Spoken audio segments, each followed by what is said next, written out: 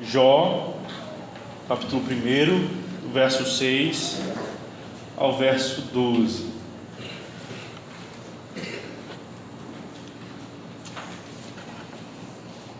No dia em que os filhos de Deus vieram apresentar-se perante o Senhor, veio também Satanás entre eles. Então perguntou o Senhor a Satanás: onde vens? Satanás respondeu ao Senhor e disse: de rodear a terra e passear por ela. Perguntou ainda o Senhor a Satanás: observaste o meu filho, o meu servo Jó? Porque ninguém há na terra semelhante a ele, homem íntegro e reto, temente a Deus, e que se desvia do mal.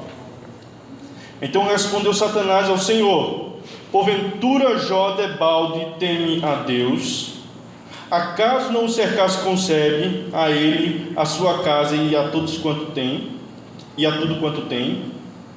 A obra de suas mãos abençoaste, e os seus bens se multiplicaram na terra.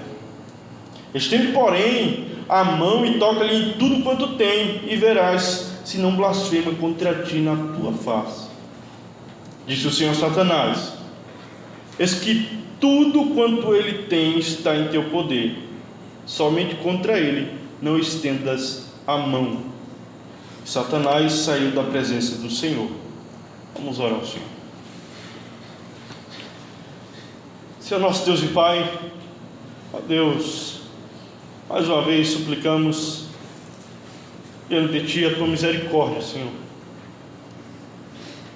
A Tua misericórdia sobre as nossas vidas, a Tua misericórdia sobre o nosso ser.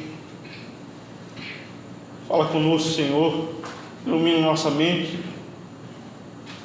Deus, nos ensina lições preciosas, Senhor. Ó Pai, graças te damos, Senhor, pelo livro de Jó. Ó Deus, por reconhecer nele, Senhor, instruções para a nossa alma. Ó Deus, te pedimos, seja conosco nesse momento, Deus. Nos ajude. Amém. Amém.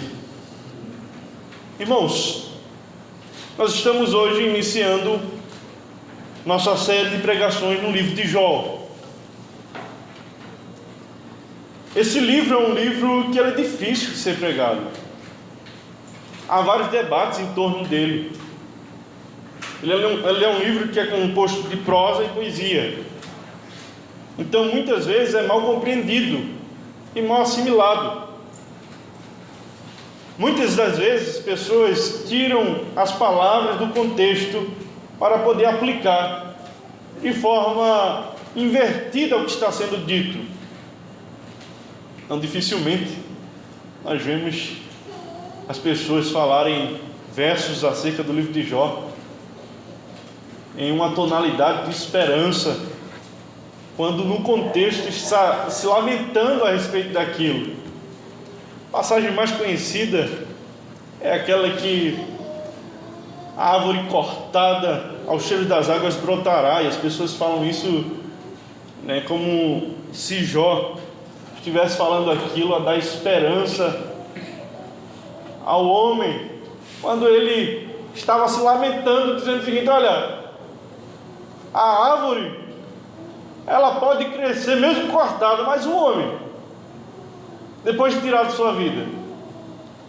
Então não tem nada a ver com a aplicação do versículo.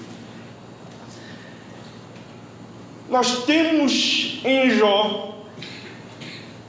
uma didática que é tremenda, sabe? Nós só encontramos no livro de Jó.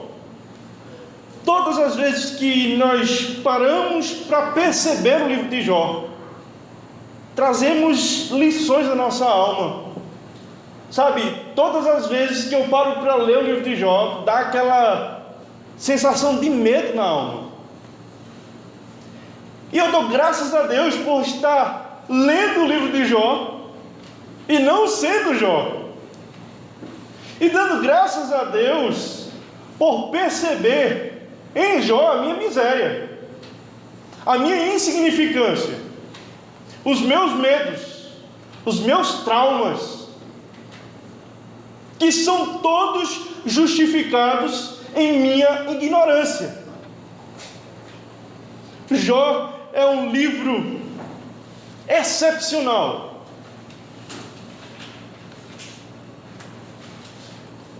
Ele responde através dos questionamentos.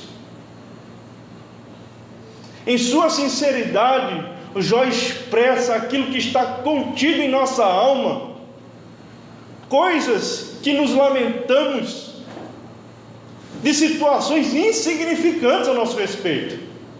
Mas quando nos voltamos para Jó, vemos que o que ele passou, o que ele estava passando, é muito maior do que tudo o que podemos ter passado nessa vida aqui. Provavelmente você nunca vai passar o que Jó passou.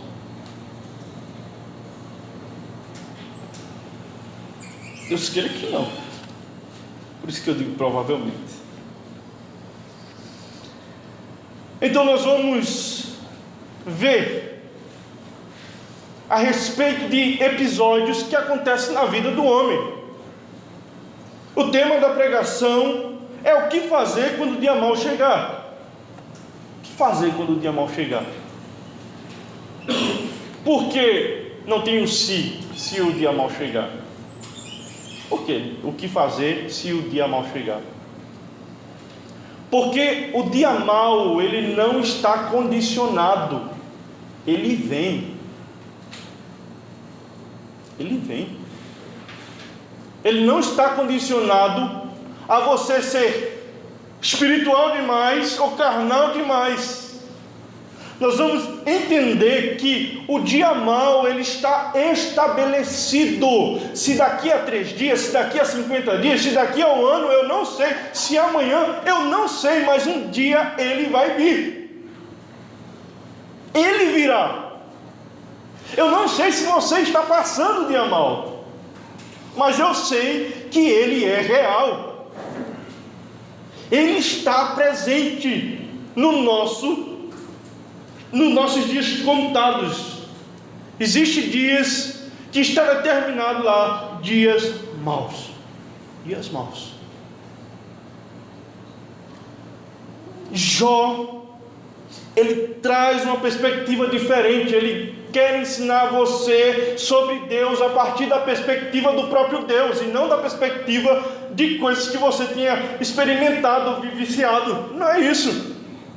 Você vai aprender acerca de Deus do ponto de Deus e não do ponto humano.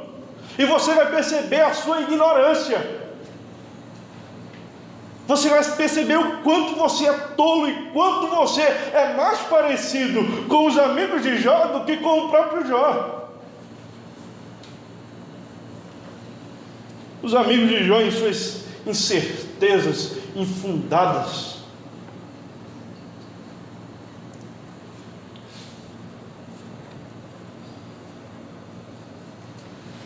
nós vamos entender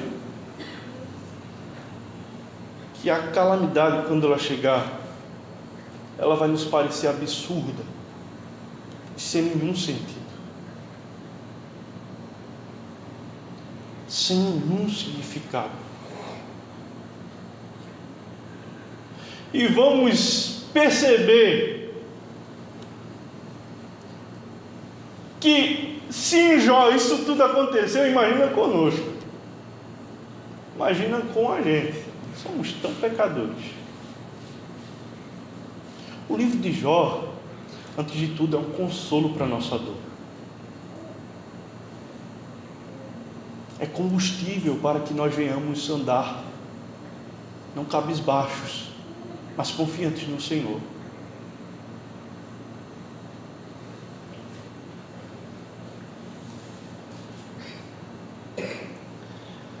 O dia mau ele vai chegar. Não sei se você vai estar em casa, sentado, assistindo uma série. Não sei se você vai estar em pé na rua. Eu não sei se você pode estar conversando com a vizinha, dando instruções a seu filho. Eu não sei quando esse dia mau vai chegar, mas ele vai chegar. E nós temos que estar preparados para ele. Deus estabelece um local para se conseguir instruções, para se vivenciar esses dias e não perecer. Por isso que é de fundamental importância se expor à pregação fiel da palavra.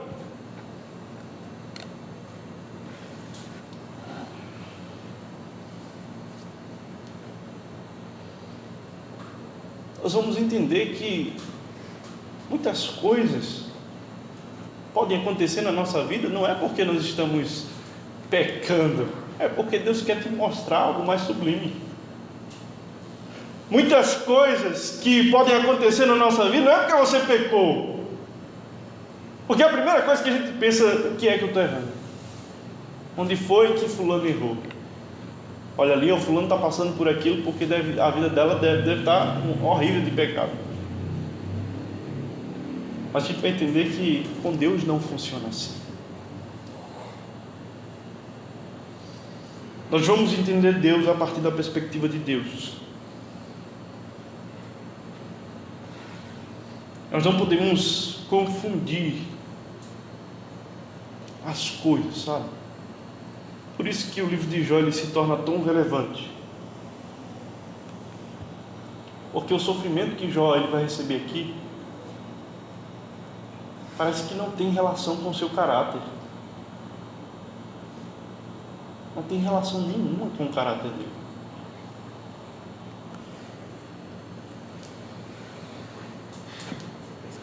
Mas o que sabemos sobre Jó?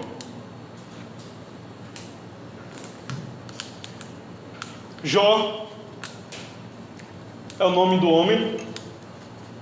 A filiação desse homem eu não sei, mas sei que seus pais provavelmente eram muito piedosos, porque um homem íntegro com um caráter de retidão, ele não se forma do dia para a noite.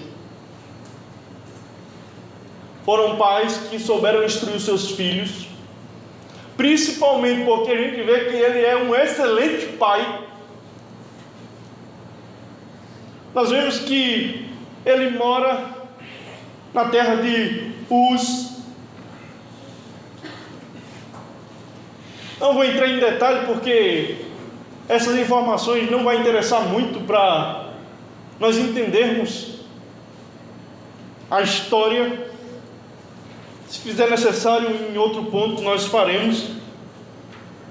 O status civil desse homem: casado. Casado e bem casado. Tinha 10 filhos. 7 filhos e 3 filhas. Nós não sabemos o nome deles. Esse homem ele tinha um patrimônio de 11.500 animais. Era um patrimônio muito grande para a época. 7.000 ovelhas, 3.000 camelos, 500 juntas de bois, 500 jumentas e muitos empregados para cuidar disso tudo. Ele era um homem rico,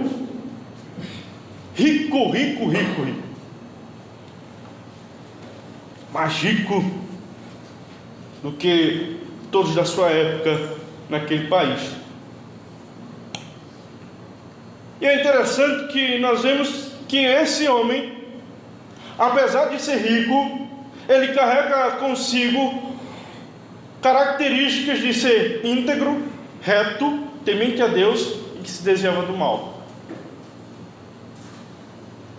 Em Jó nós vamos ver o estabelecimento de uma norma que diz que o homem que é rico, ele é sempre mau, como temos muitas vezes escutado por aí: todo rico é mau. Nós vemos que Jó ele consegue combinar a sua riqueza para exaltar a sua piedade, e não o contrário, não para exaltar a sua impiedade. Logo de início, no livro nós vamos ver a apresentação de Jó como um homem correto, inculpável. Ele é íntegro, é irrepreensível, ele é justo, ele é precavido, ele evita fazer o mal, ele anda em linha reta, ele é temente a Deus. Verso 1: havia um homem na terra de Uz, cujo nome era Jó, homem íntegro e reto, temente a Deus, e que se desviava do mal. Sabe um homem fora de série? Era Jó. Jó era um homem fora de série, era um ponto fora da curva, mas era um homem sujeito às mesmas paixões que nós. Era um homem como qualquer outro.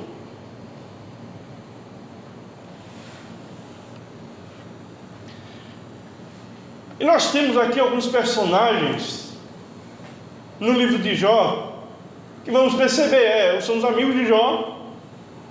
Tem Satanás, tem Deus, tem o próprio Jó e tem o narrador da história, aquele que está narrando a história.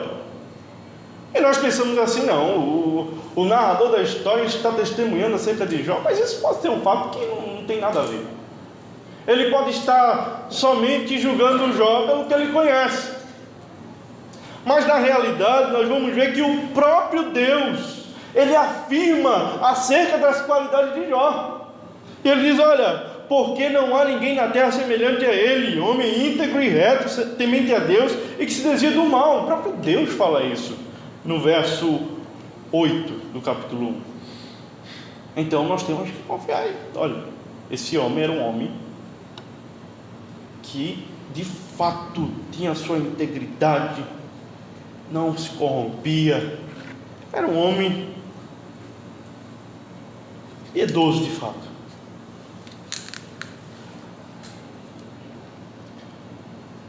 Nós temos que começar a entender quem era Jó. Nós vimos aqui, quando fala assim, homem íntegro, reto, nós temos algumas coisas estabelecidas na nossa mente. Talvez você pode ter pressuposto diferente do que é ser reto, do que é ser íntegro, do que é se desviar do mal. E nós temos que entender como era a vida de Jó. Quem era o homem Jó?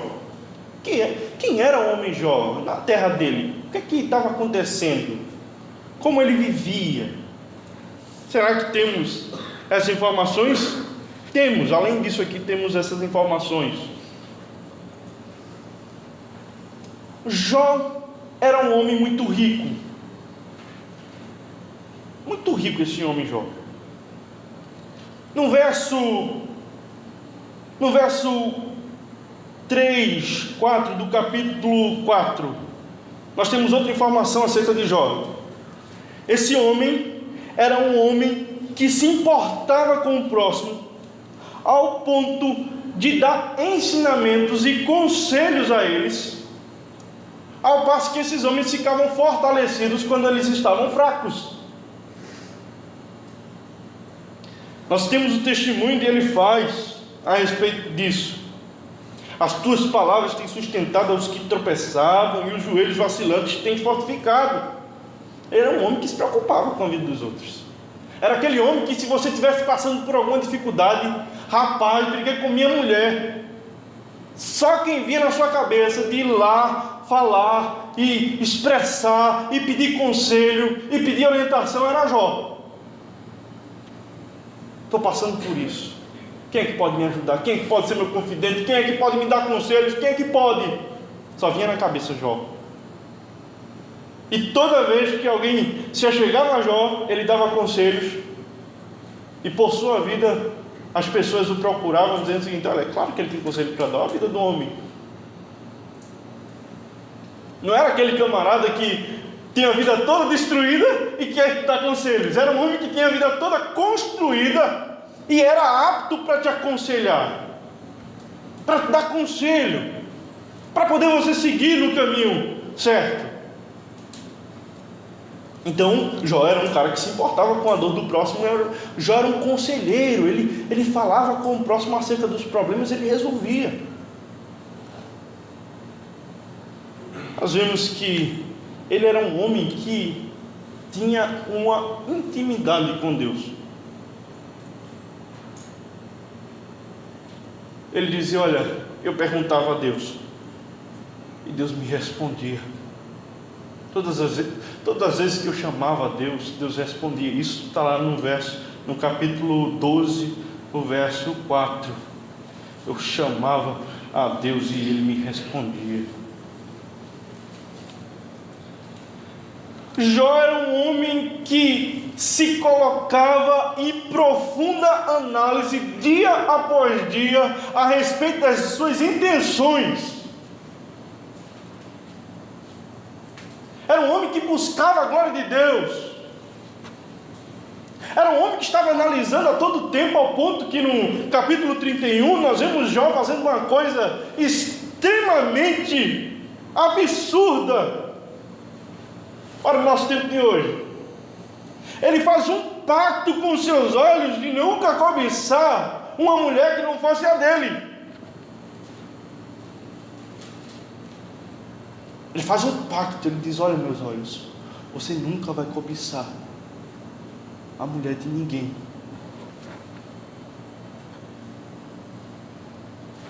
Ele diz: olha, se eu pus, no capítulo 31 ele vai falar sobre isso.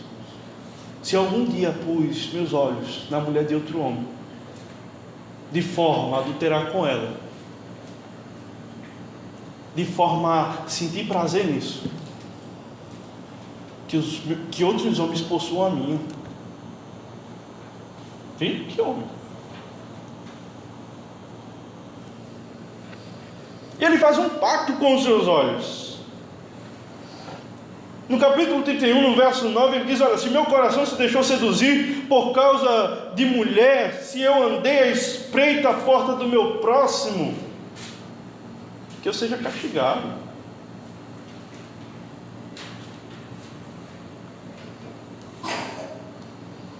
Esse homem, ele tinha uma vida de justiça. Ele era justo com seus empregados. No dia a dia ele era justo com seus empregados.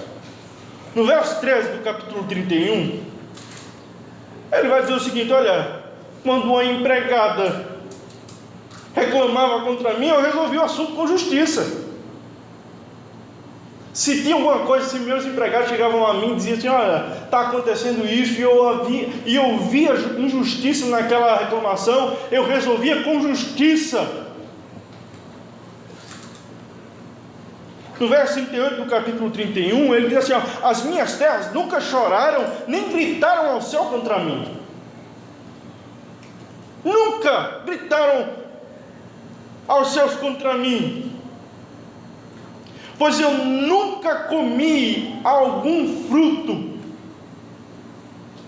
nunca comi um fruto que dela brotou, sem que eu pagasse aqueles a quem cultivaram os frutos nela. Nunca. Eu jamais deixei que meus trabalhadores morressem de fome.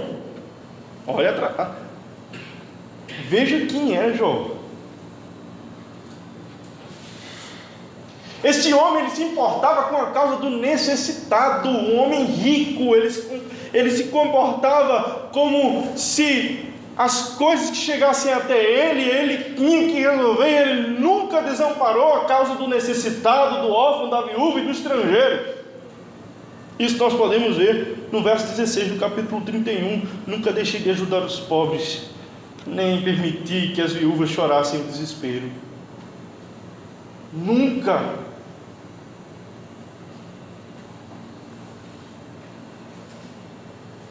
Nunca esse homem tinha tomado suas refeições sozinho. Olha para isso, nunca ele tinha tomado suas refeições sozinhos. Nunca alguém tinha morrido de frio por falta de roupa, porque ele se negou a dar cobertor a alguém. Esse homem não era avarento. No verso 24 ele diz: eu jamais confiei no ouro. Ele nunca foi a base da minha segurança. Esse homem não era um homem amargurado. Ele diz que jamais se alegrou com o sofrimento dos seus próprios inimigos. Ele nunca ficou contente quando acontecia uma desgraça com seus próprios inimigos. Olha o caráter desse homem.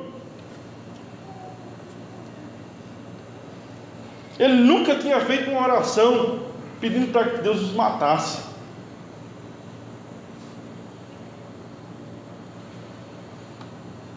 Esse homem, ele garantia o direito da hospitalidade. No verso 31 ele diz: olha, os meus empregados são testemunhas disso. Eles sabem que os meus convidados comem à vontade e têm o bom e o melhor dentro da minha casa. Todos os meus convidados, todos aqueles que se chegam à minha casa, eu os trato com tamanha honra, que nunca lhes faltou nada, eles sempre comeram do bom e do melhor.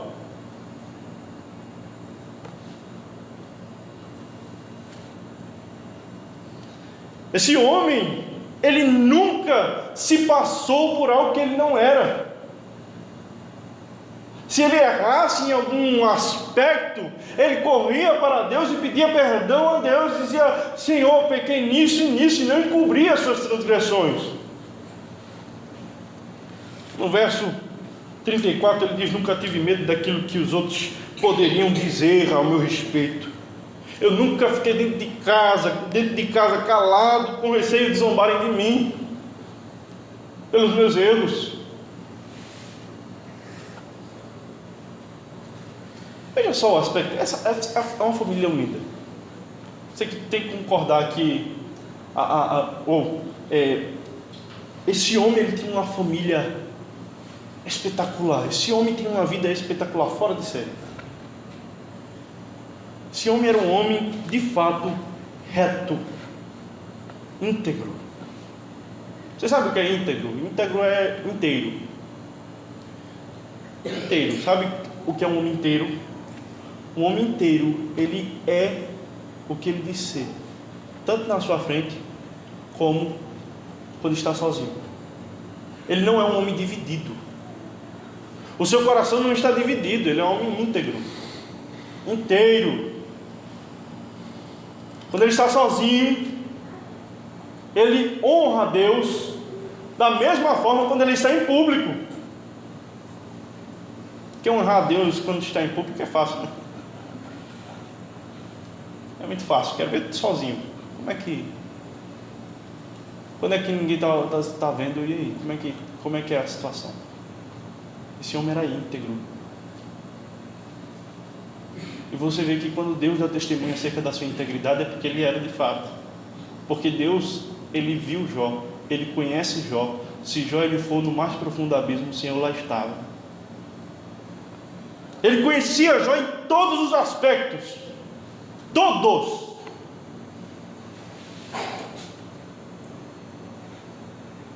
Esse homem tinha uma família extraordinária.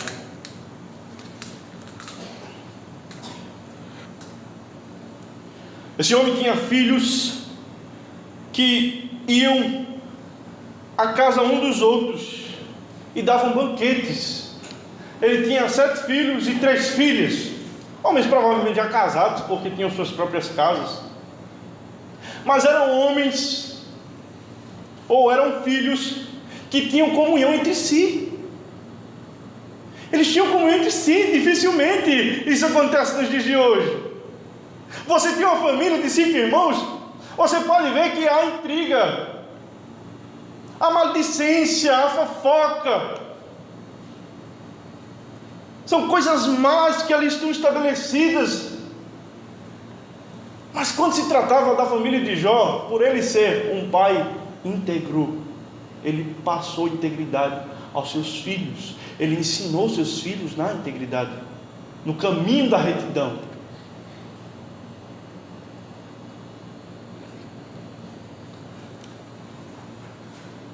Ele fazia isso de forma tão excepcional que quando se dava esse banquete, quando se fazia a festa, a família de Jó era uma família que dava festa sempre, né? Uma família alegre. Quando se dava as festas, ele pensava com ele mesmo e dizia: olha, provavelmente, ou pode ser que os meus filhos tenham passado do ponto e tenham ficado bêbados e tenham blasfemado contra Deus, e ele oferecia sacrifício pelos seus filhos. Ele era sacerdote da sua casa, por intermédio dos seus filhos, e abençoava os seus filhos. Que coisa! Veja a vida desse homem, como era o dia a dia desse homem. Era um homem excepcional, era um homem que você olhava para ele assim: que homem bom, que homem especial. Imagina a mulher, o amor da mulher por este homem. O homem tem criado os meus filhos com retidão, tem me amado também com justiça, tem me feito amada como mulher. Eu me sinto satisfeita, eu me sinto honrada.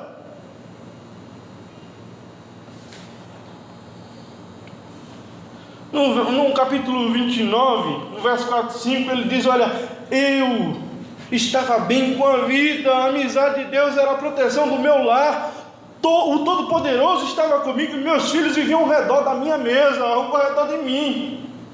Aqueles homens, por mais que eles estivessem longe nas suas outras casas, eles não perdiam a oportunidade de estar com seu pai, com o patriarca da sua casa, porque reconheciam no seu pai um homem a ser seguido. Eles estavam ali, atentos. Vou lá pedir conselho a papai.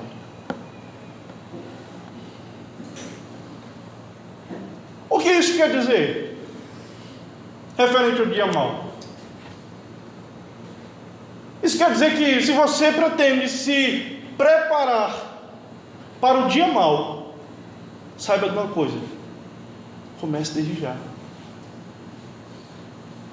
Comece desde já, porque as respostas para o dia mau, elas muitas vezes não vão ser obtidas no próprio dia mau, onde a sua consciência vai estar totalmente influenciada pelo dia mau. Mas antes ela vai precisar de assimilações anteriores ao dia mau, para que você possa atravessá-lo. Por isso que estamos aqui, porque queremos escutar a voz de Deus falando conosco, nos dando instruções, porque um dia nós precisaremos dela. Nós sabemos que nosso coração nos engana muitas vezes, nosso coração está pronto a nos dar mau caminho, mas o Senhor, através da sua instrução, nos dá um caminho de retidão, e através das palavras que saem da boca do próprio Deus, nós temos fundamento para viver e atravessar qualquer dia, seja dia de bonança ou seja dia mau.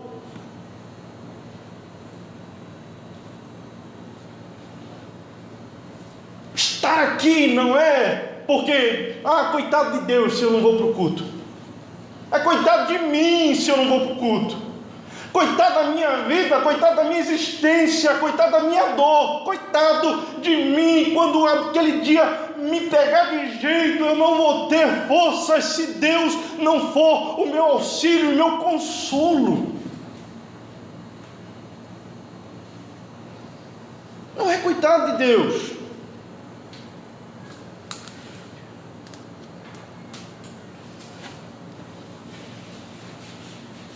Primeira coisa que você tem que saber é isso. Se ponha a viver uma vida íntegra. Busque uma vida íntegra. Porque quando chegar o dia mau, você vai precisar ter fundamentos sólidos.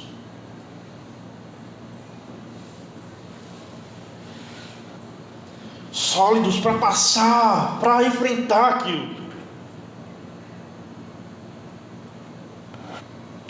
Um dia eu vi alguém passar por uma lasquinha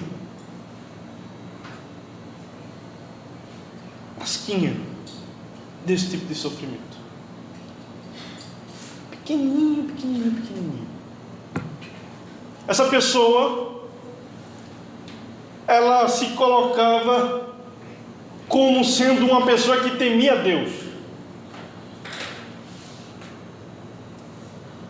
mas só que ela não se colocava debaixo da palavra de Deus, era como aquela que ia para frente do espelho, contemplava a sua face imunda, suja, manchada, saía de frente do espelho, não se lavava e continuava suja. Assim é todo aquele que escuta a palavra do Senhor, escuta o conselho do Senhor, vê a mancha na sua vida e não limpa. Eu vi que aconteceu que o dia mau chegou na vida dela. Presta atenção aqui. Aconteceu que o dia mau chegou na vida daquela pessoa. E quando o dia mau chegou na vida dela, quando o dia mau massacrou, aquela mulher rosnava feito um porco. Aquela mulher, ela blasfemou contra Deus, contra a sua vida, contra tudo. Ela invocava os demônios e dizia assim, ele chamava pelo nome. E ela dizia, não estou nem aí para Deus, não estou nem aí para ninguém.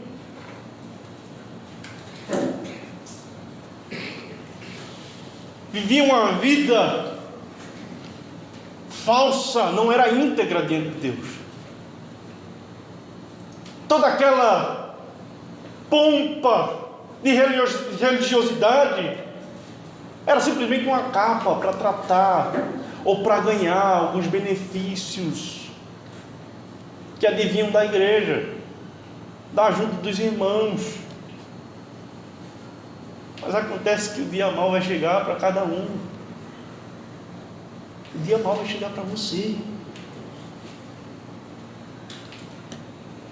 E quando o dia mau chegar para você, o primeiro impacto que você vai ter é com você mesmo, porque você não vai se portar para os outros, você não vai estar nem aí porque os outros falam, você vai dar um mergulho dentro de si mesmo e se autoanalisar e dizer o que é que eu estou fazendo na minha vida. Quando aquilo te pegar de jeito e te der um soco na cara e dizer, acorde, o que você está fazendo da sua vida, quem você é, você não me engana. Quando isso acontecer, o que vai restar é o que você é. Se você não for íntegro, se você não servir a Deus com integridade de coração, você vai perecer. E como você vai perecer?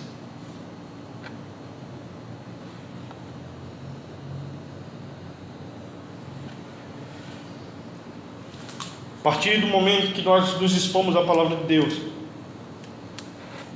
nós percebemos como as coisas se comportam.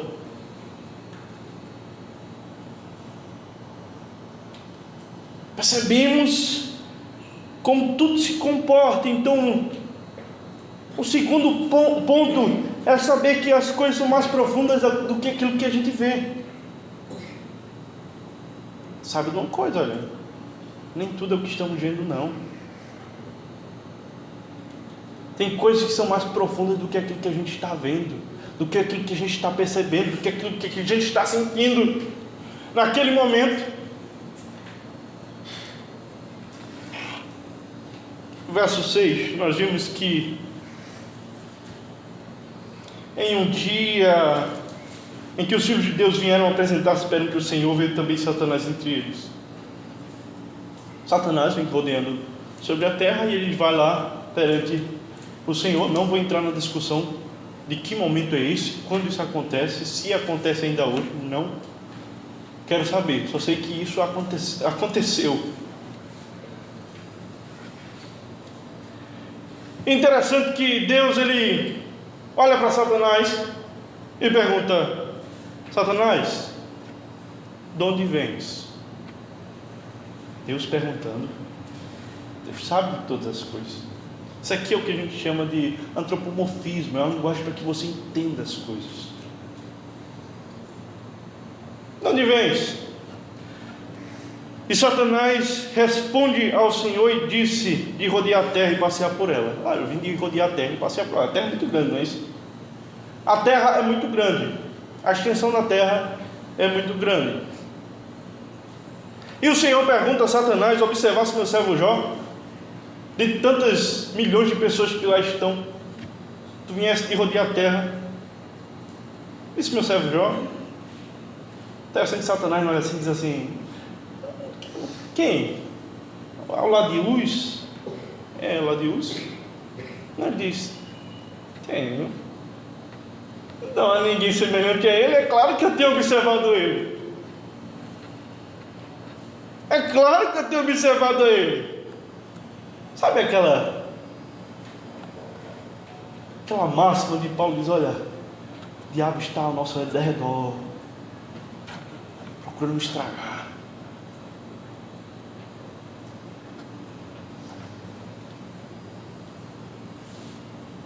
As pessoas vivem uma vida de integridade, e essa vida de integridade atrai sempre as hostes infernais contra você.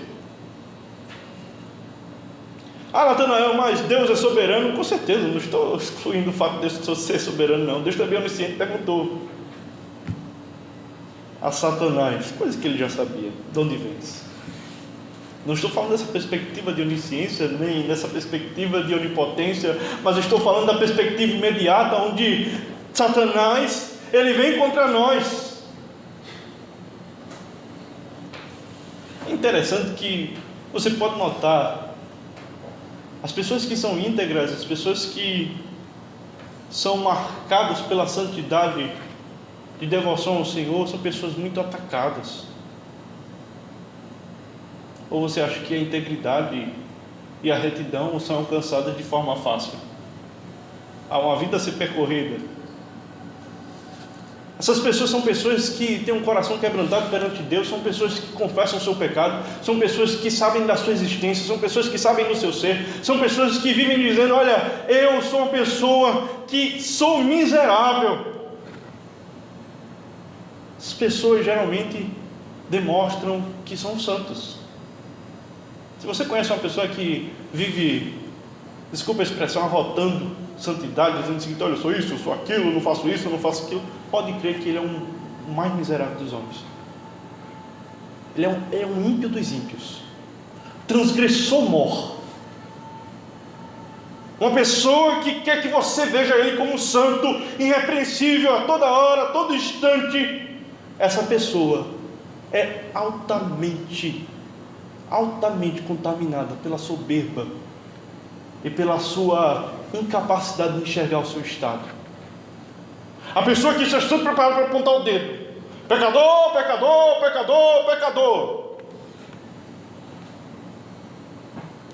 Essas pessoas estão maculadas de pecado, e parece que quando elas sabem da sua real condição, mais disposição ela ainda tem para poder apontar e reduzir os outros ao seu nível, ou até mais baixo do que ela.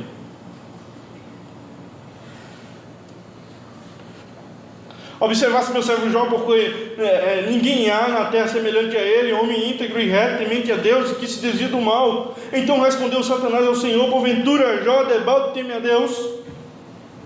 Porventura Jó aí em vão ele teme a Deus? Primeiro questionamento de Satanás é o seguinte: olha, Senhor, também Jó te serve por interesse. Jó te serve por interesse. Porventura Jó debalde teme a Deus? Jó te serve por interesse, Senhor. A obra diz: acaso não cercaste ele, concebe, ou não cercaste, concebe a ele, a sua casa e tudo quanto tem? O Senhor tem dado tudo a ele. O Senhor tem enriquecido a Jó. O Senhor tem cercado ele com tuas bênçãos. Jó te serve porque o Senhor tem dado riqueza a ele. É vantajoso te servir por causa disso.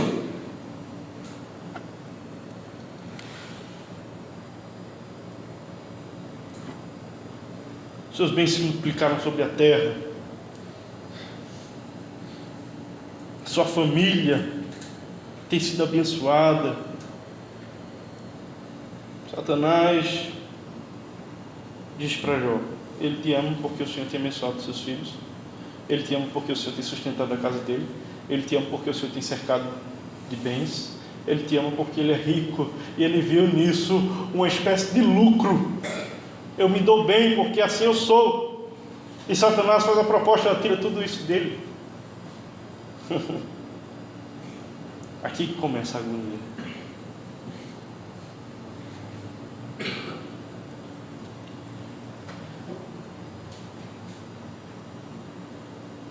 O Senhor disse para Satanás: estende, porém, a mão e toca-lhe em tudo quanto tem, e verás se não blasfema contra ti na tua face.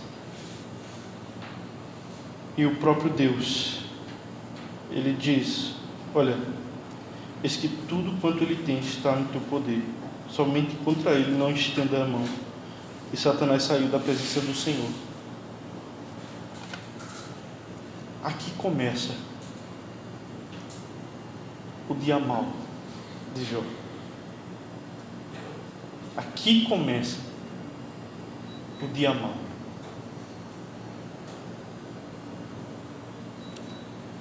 Jó não era aquele cara. Você sabe que tem pessoas que dizem assim: não tenho nada, mas quando vem um enchente, eles perdem tudo. Jó não era isso. Jó, ele tinha tudo. Jó, ele não só tinha tudo, ele era um cara feliz. Ele era um cara que tinha uma família extraordinária. Ele é um cara que você olhava para ele assim: olha a família de Jó, quero ter uma família igual àquela. Um dia eu quero ser igual a Jó. Jó era exemplo de conduta. Jó era um cara exemplo de conduta.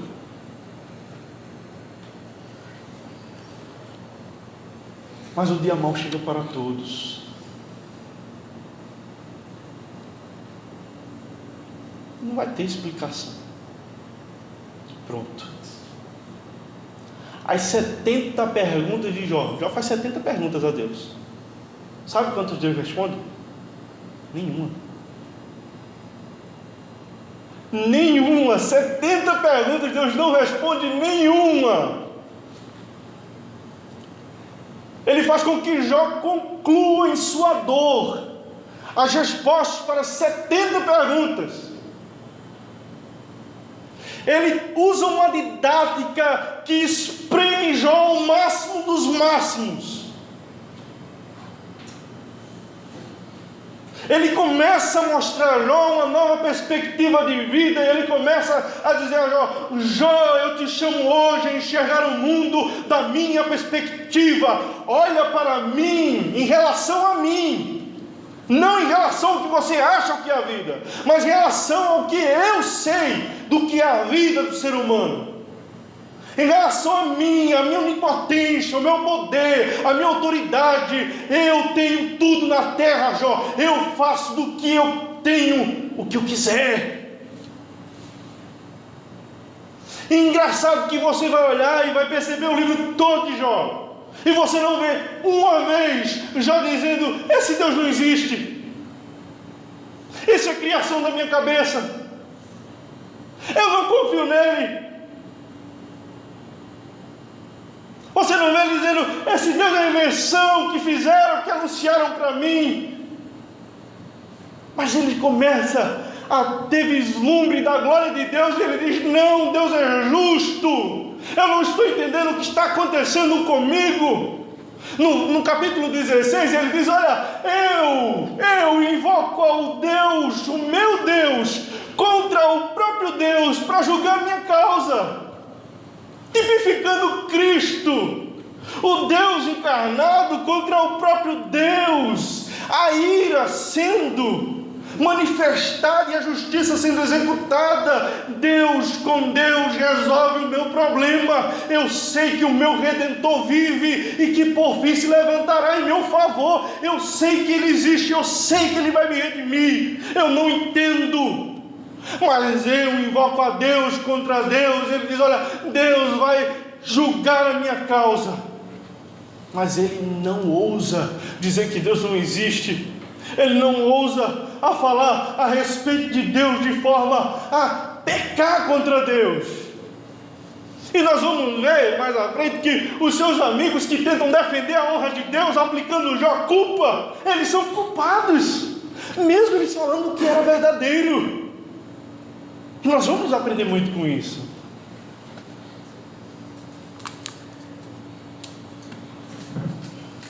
Sucedeu que um dia em que os filhos de Jó e as suas filhas comiam e bebiam vinho na casa do irmão primogênito, o irmão mais velho chegou e disse: olha, vou dar uma festa, é meu aniversário, vamos comemorar,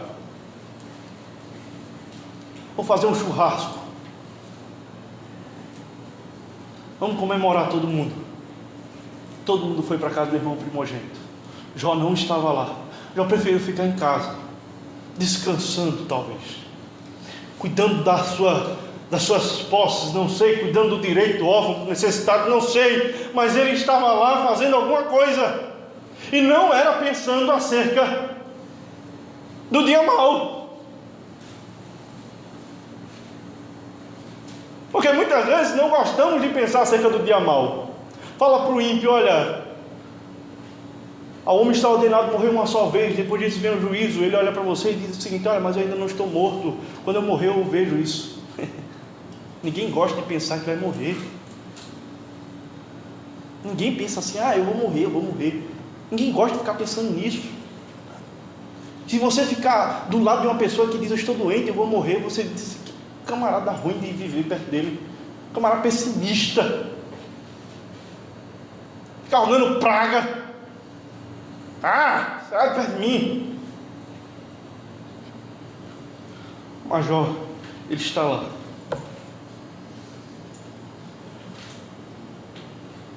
Talvez ele estava se preparando para poder fazer os holocaustos acerca dos seus filhos. Porque deu festa, vai ter holocausto. Estou me preparando, porque eles faziam holocausto. Holocausto, vocês sabem que é uma oferta onde se ofertava um boi ou um carneiro, e imolava-se, se queimava aquela oferta por completo, por expiação dos próprios filhos. A comunicação a Deus diz: olha, Senhor, eu pequei. E a oferta, e o participante, e aquele por quem estava se oferecendo a oferta, ele participava do sacrifício, ele pegava na cabeça do animal, ele cortava o pescoço do animal, ele via o sofrimento do animal, e aquele animal pegava fogo, e ele sentia a comunicação do seu pecado. Ele dizia: rapaz, toda vez que eu peco alguém morre, toda vez que eu peco alguém teve que morrer, eu sinto a dor do animal. De repente, esse homem está na varanda de casa. Imagine a cena.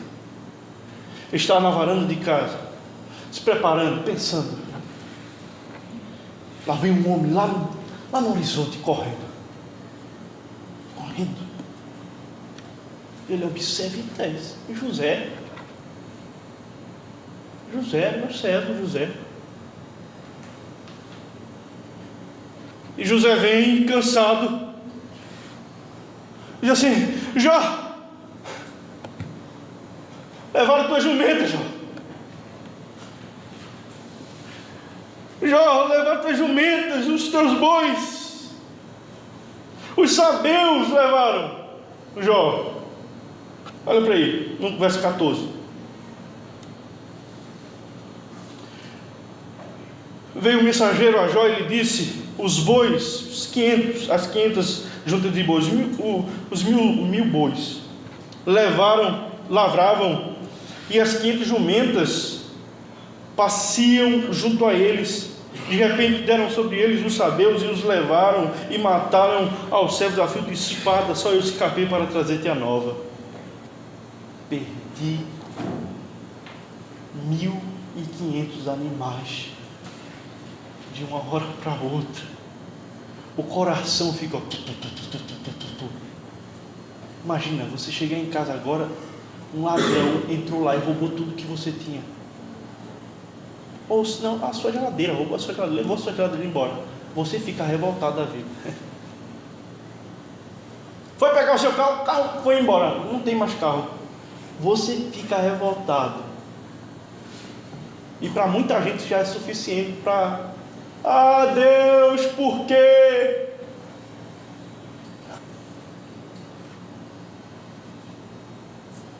Falava este ainda, quando esse homem chegou lá no outro, uns 200 metros, estava correndo, chegou perto também. Falava este ainda. Foi o momento dele de falar essas palavras. O outro estava chegando próximo. Falava este ainda. Dizia: olha, Jó, fogo do céu. Sim, eles mataram também os servos lá que estavam tomando conta, né? 16, falava este ainda quando veio o outro e disse: fogo do céu caiu, ou fogo caiu do céu e queimou as 7.000 ovelhas e outros servos, e os consumiu, e só eu escapei para trazer-te a nova. Como assim? Opa, não só roubaram meu carro e a geladeira, roubaram também o sofá e o guarda-roupa, roubaram o fogão também.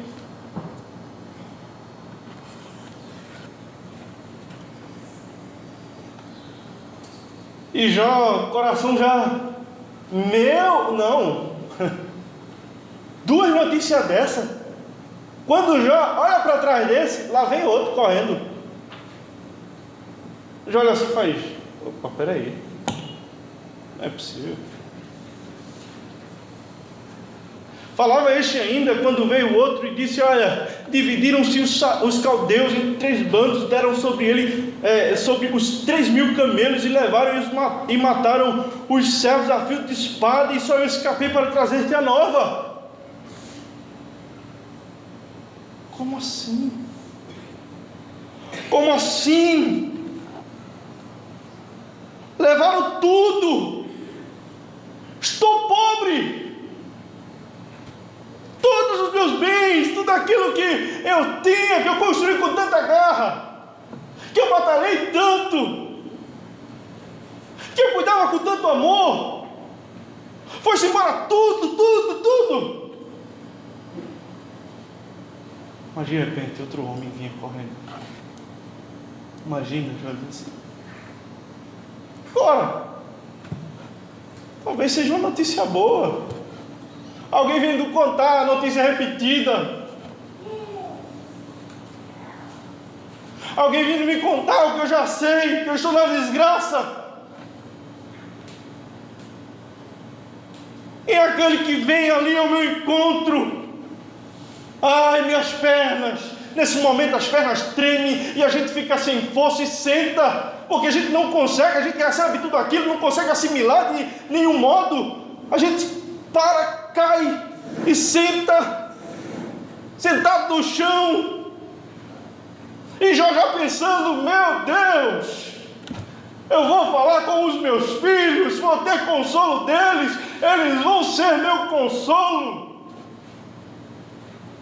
eles vão ser meu auxílio nessas horas, eles vão me ajudar a reaver tudo novamente.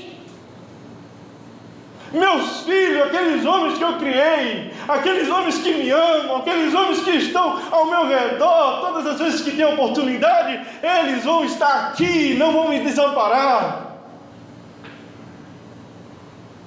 E de repente vem o próximo e diz: Jó, eu tenho uma notícia para te dar. 18. Também falava ainda, quando veio outro e disse: estão teus 7 filhos e tuas filhas comendo e bebendo vinho em casa de teu irmão primogênito. Eis que se levou um grande vento do lado do deserto e deu nos 4 cantos da... Imagina, Jó agora. Não.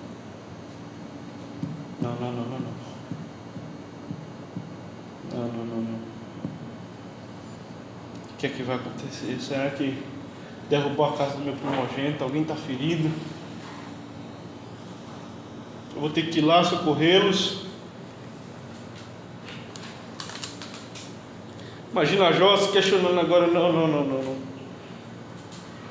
Meus filhos não.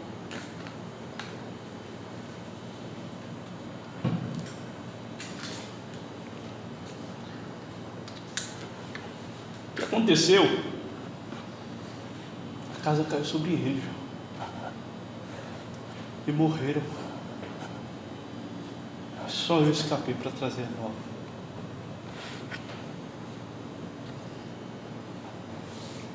Pense bem o que está acontecendo aqui. Satanás arquiteta situações nesse mundo. Jó vivendo tranquilo na sua varanda,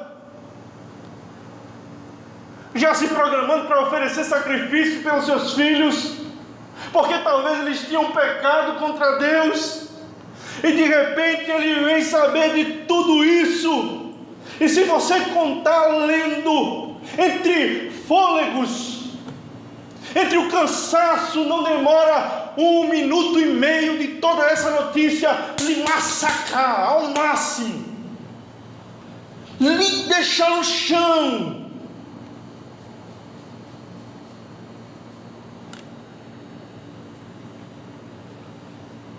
Minuto atrás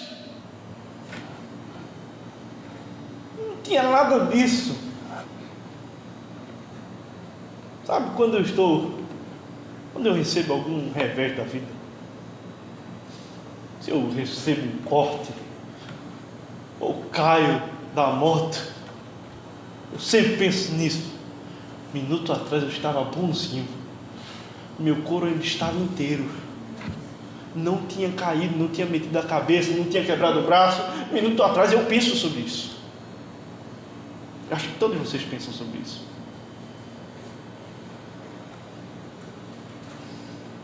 Mas Jó, ele não tinha caído da moto. Jó, ele não tinha se ferido. Jó, ele olhou para si mesmo e disse: minuto atrás eu era um pai de família, eu tinha tudo.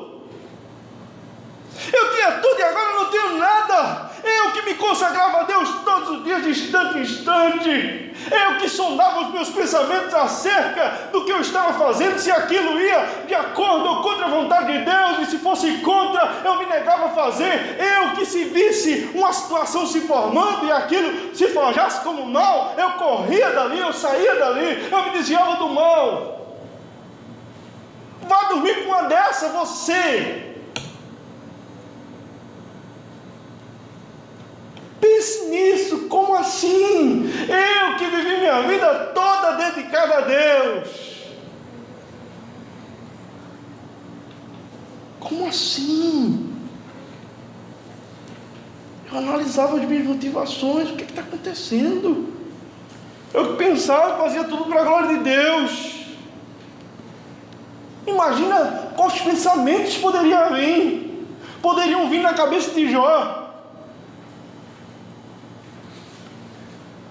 O que poderia ser estabelecido? O que poderia trazer a memória dele quando aquele estudo estava sendo assimilado? Nunca deixei faltar nada para a viúva. O órfão estava aqui do meu lado. Nunca o agredi. Nunca fui vencer uma causa sabendo que o juiz era meu amigo, sabendo que ele ia julgar a meu favor, mas eu sabendo que eu estava errado. Eu nunca fiz isso. Nunca desamparei a causa dos necessitados. Nunca tratei mal os meus trabalhadores. Por que isso está me acontecendo?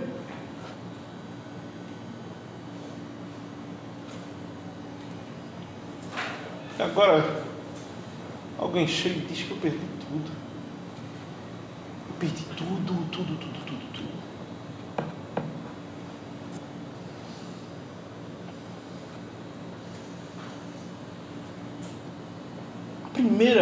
Primeiro impacto, sabe, de um homem quando recebe esse tipo de situação é pensar e falar besteira.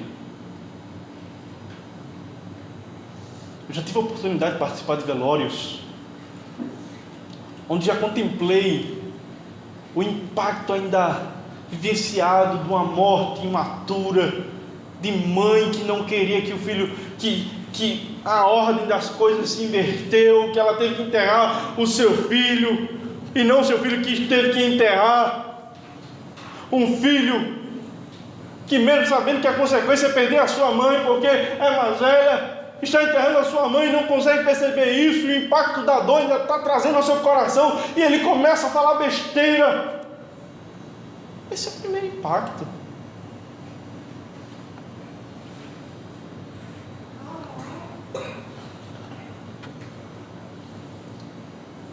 Mas não foi assim. Jó, ele nos ensina uma coisa tão profunda. E ele estabelece aqui a certeza e o fim principal da sua vida. Porque ele existe. Porque ele é o ser Jó. Porque está ali, porque ele vive.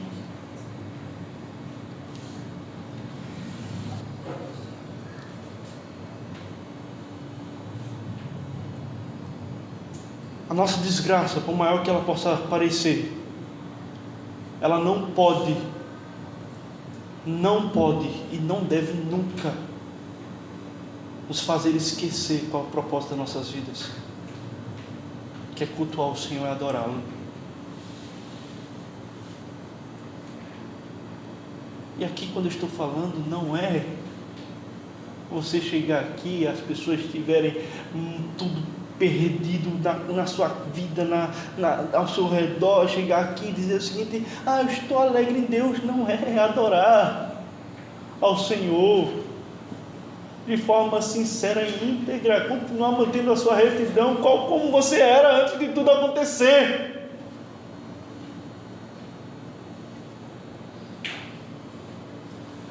Efésios 6,13, por favor, abra.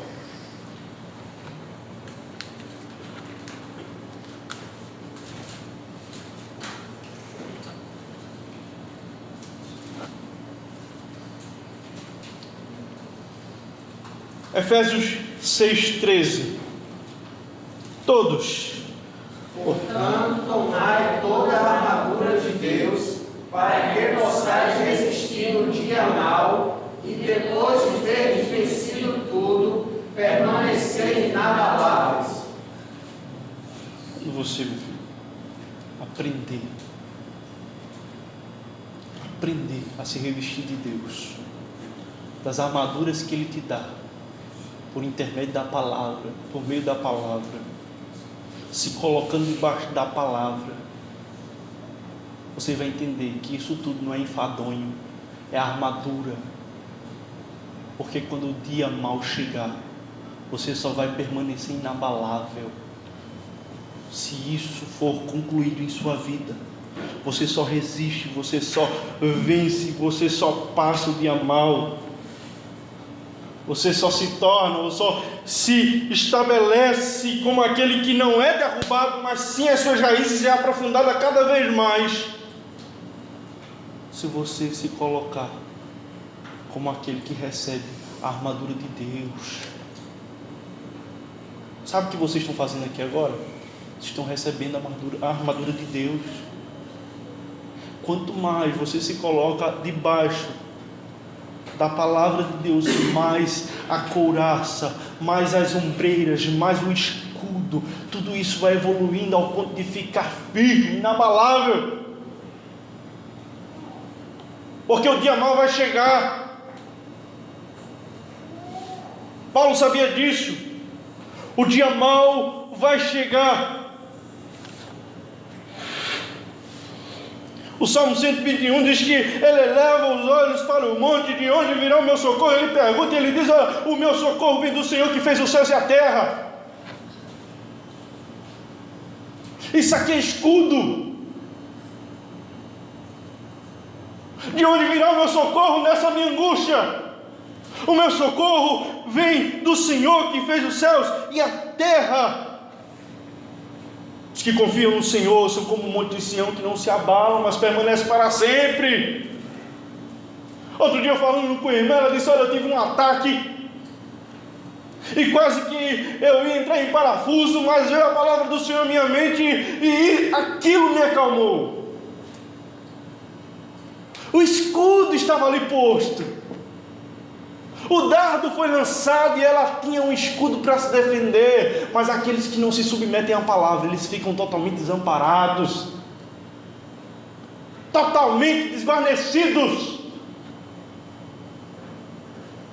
De servo só tem o nome, de paciente só tem a intenção.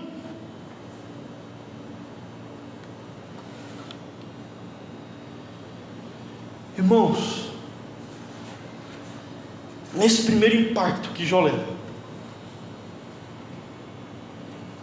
ele vai simplesmente externalizar aquilo que estava no seu coração.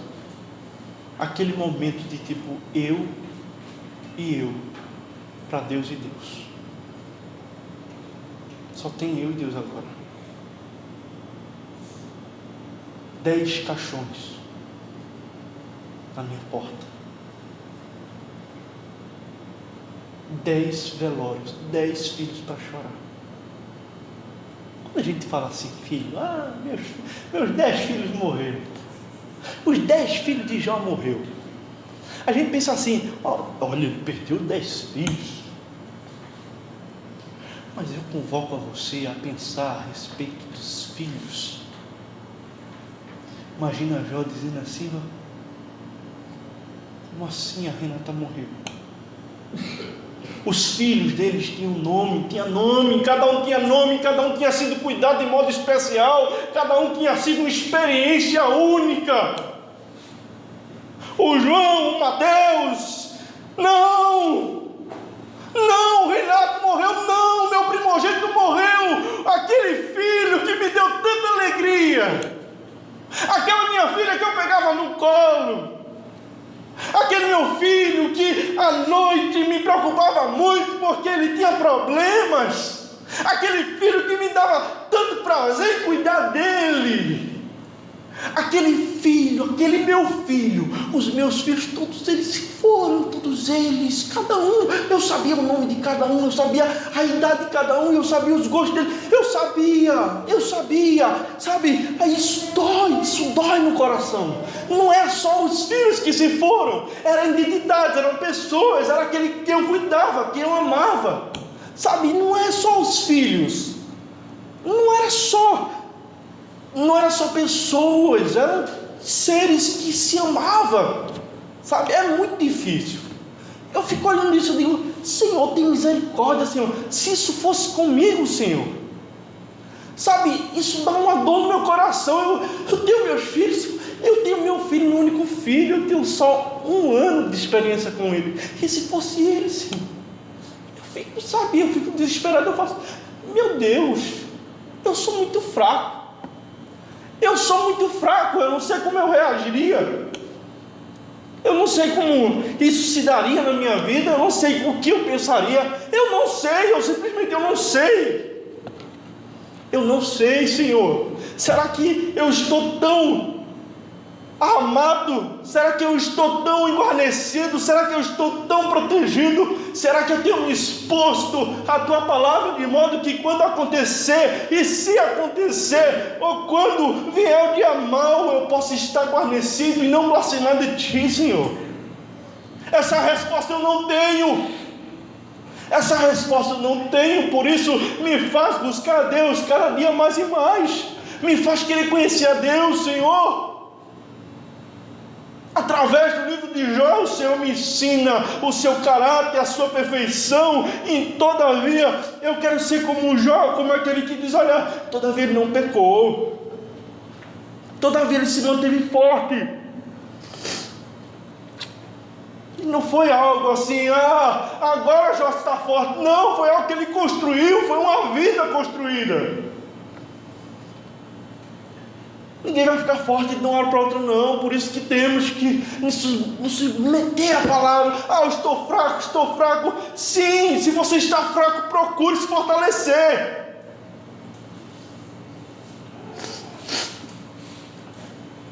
Procure se fortalecer. Deus, Ele pode nos esmagar, porque Deus, Ele não depende de nós, nós dependemos dEle. Deus não nos pertence, nós pertencemos a Ele, e Ele faz o que Ele quiser com o que é dEle.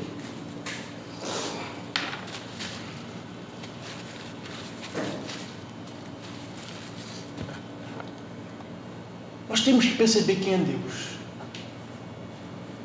Não adianta só a gente pensar o que é Deus. Nós temos que saber quem é Deus. Quem é Deus? Que Deus é esse? Não interessa se você pensa que Ele não vai fazer isso com você. Deus nunca vai fazer isso. Ele sabe. Só Ele que sabe o que vai acontecer nas nossas vidas. Não temos o poder. Não temos isso.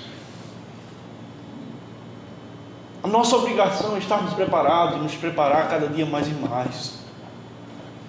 É nos submetermos à palavra do Senhor, estarmos aqui de fato, é prestarmos um culto a Deus, não formal, mas um culto a Deus sabendo quem Ele é.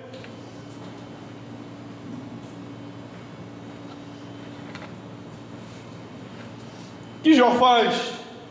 Verso 20, Jó, ele se levanta. Meu Deus, claro que tem que se levantar. E fica em pé, recebendo essa notícia. Que não cai em profunda agonia, em profunda sensação de desespero.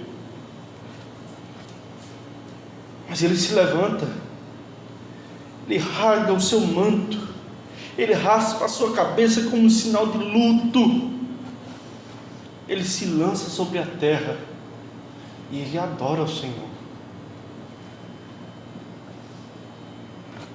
Como assim? Nesse momento, a única coisa que ele pensou, esse momento tão difícil, a primeira coisa que vem à mente dele não é tipo, vocês estão errados, há um complô contra mim, isso é mentira, você não sabe, eu vou lá ver o que foi que aconteceu de fato, meus filhos não morreram. Não. Ele se lança e adora. A primeira coisa que vem à cabeça do cidadão é adorar a Deus. A primeira coisa que vem é: eu existo para adorar a Deus. E não vai ser essas coisas que vai destonar, vai desvirtuar o meu propósito de existência, que é a adoração àquele que me deu a vida, aquele que me deu tudo. Por isso que ele diz: olha, eu saí do ventre da minha mãe, eu voltarei, o Senhor me deu, o Senhor tomou, bendito seja o nome do Senhor, bendito seja o nome dele. Ele bendice o nome do Senhor.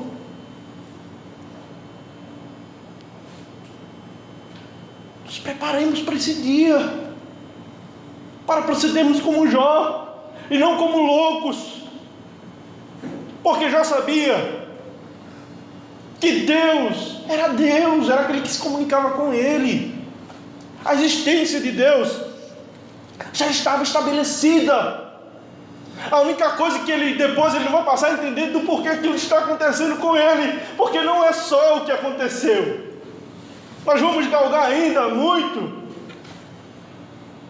e vamos aprender com o sofrimento de Jó, e vamos entender que Deus, Ele vale a pena ser adorado.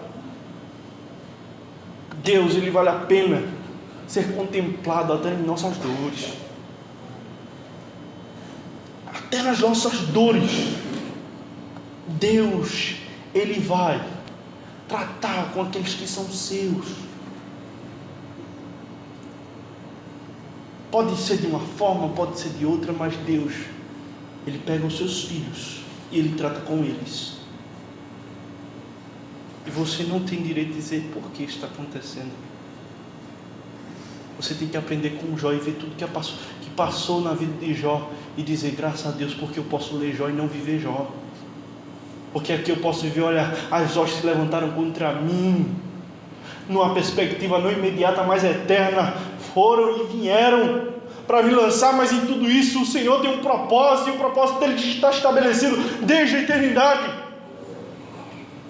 E confiar em Deus acima de tudo, e se lançar em terra e se humilhar e dizer: olha, bendito seja o nome do Senhor. Como se nesse momento de agonia ele para e canta o Salmo 103: bendiz a minha alma ao Senhor, dos seus benefícios não te esqueça de nenhum só. Deus me deu, já tomou, mas foi benefício dele, Ele me deu, é benefício dele, é Ele, por Ele, por meio dele, todas as coisas são, todas as coisas existem. E o verso 22 para encerrar, para nos dizer que em tudo isso que aconteceu, em tudo isso, Jó não pecou, nem atribuiu a Deus falta alguma. Vamos ficar de pé.